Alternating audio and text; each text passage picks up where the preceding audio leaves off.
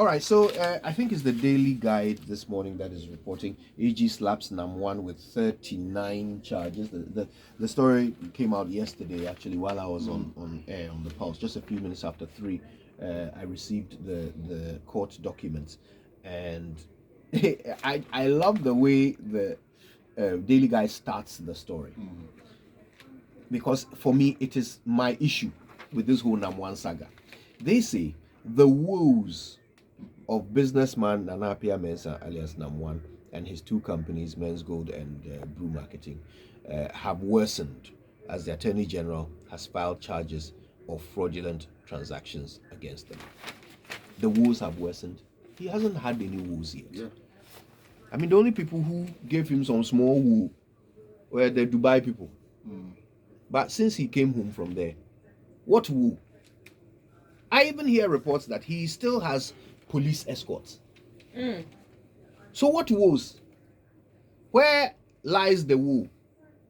This man, I mean, nothing has happened to him. This court case has stagnated behind 30-something odd adjournments until these new 39 charges have been, leveled against him by the Attorney General. But you see, the thing that I can't get my head around is, how has he had such freedom to operate, bearing in mind what he's accused of? Yeah. These are financial crimes, but he's been able to still go ahead and conduct financial arrangements with the same people who are victims of his original mishap. How has he had that freedom? What does it mean? What does it look? What does it say to others who are sitting in their homes, their bedrooms, with their computers, attempting to scam people, trying all kinds of, cyber crime and white collar crime? What does it say to them? Is there any deterrent on the horizon? Should anyone be worried about consequences if you dupe someone? Charlie, you will even get a police escort, allegedly. Yeah. What is that? So, Mamavi is almost a lawyer.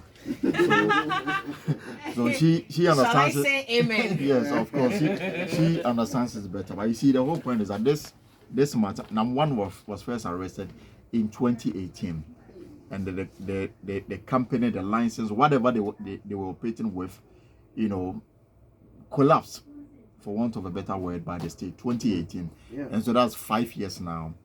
But we are yet to see any progress on this matter. Apart from the AG going to court every day to seek an adjournment, now we are told that the matter is going to the High Court. Now, this is the saddest part of it. 1.6 billion Ghana cedis. This is what they've been able to account for. There are people who have virtually given up, and they are not pursuing the money any longer. What the AG has been able to put together is 1.6 billion Ghana cedis. And this is money belonging to people who's worked so hard, put together something, hoping that their money will work for them. And then it ended up putting this man in one of the most luxurious gated communities in Ghana. This is where he lives. Wake up every day, enjoy the fresh air, take a walk around the neighborhood, go back to his home and sleep. The people whose money is responsible for the luxury he's enjoying are wallowing in poverty. Some have died, some are going through one difficulty or the other. Yet the state, whose responsibility is to protect the poor and vulnerable, appears not to be so much interested in this matter. I heard the lawyer say that she's just praying that this is not about because we are going into an election and the government is seeking to do something to create the impression that it cares. Because there are so many things that government should have done but has not been able to do. This Nam1 case, government should do something to demonstrate to the people that it exists to protect them. Otherwise, it's just another waste of time. If we are to go back to court and then be seeking adjournment, then we shouldn't have started in the first place. The Attorney General is a young man. He has a lot of competence, and people he works with are very competent. If he wants to do the job, he will do it. We want to see him do it. Not just issue one statement or the other, showing effort without result.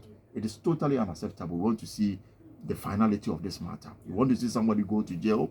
If the people can get their money back, all well and good. But I want to see finality brought to this matter. So, finality would mean for me, justice is not necessarily finding the person guilty. He could also be found not guilty. I think in the end, people just want to see him being prosecuted, and then the truth coming out and justice being served. So far, people have not taken the AG serious because it's all been talk. I remember the AG going to the UK sometime last year, and he said that after painstaking investigations, dockets were almost ready for prosecution to commence. This was last year, 2022, and this is 2023. It's been like a year since he said that, and nothing. The fact that it's moved to the High Court, the fact that the charges have been reduced, personally, it doesn't mean anything to me, because I think that they haven't handled this with all the seriousness. Remember, Elton, we actually used taxpayers' money to go to Dubai. Exactly, to go and bring this guy, because we said we had a case against him. We had the regulators, SEC and Co, Bank of Ghana, everybody giddy statements, advice, blah blah blah. Why is it that when he started about 2 weeks ago with the statement that he issued, subsequently with the talk that he said people should bring 650 to verify, why is it that we didn't see any of them? Nobody said anything. Nobody has said anything to date. Are we really serious about this guy that we took our money? Challenge me, is the taxpayers' money that we use in doing these things. And you can't hear me, because you see, it's painful to pay tax. To bring the man down. And then here we are. Only for him to send Here us we to are. his grandmother's farm for And the thing is that we've heard people, people in high position, Iyoko, for example, was saying that, they are unable to find the right law to prosecute this person. So this High Court that we are going, which law are they going That's to the use? thing. So until we see something charges, real so clearly happen, there are laws. so let them deal with it, and then let's see what comes out of it.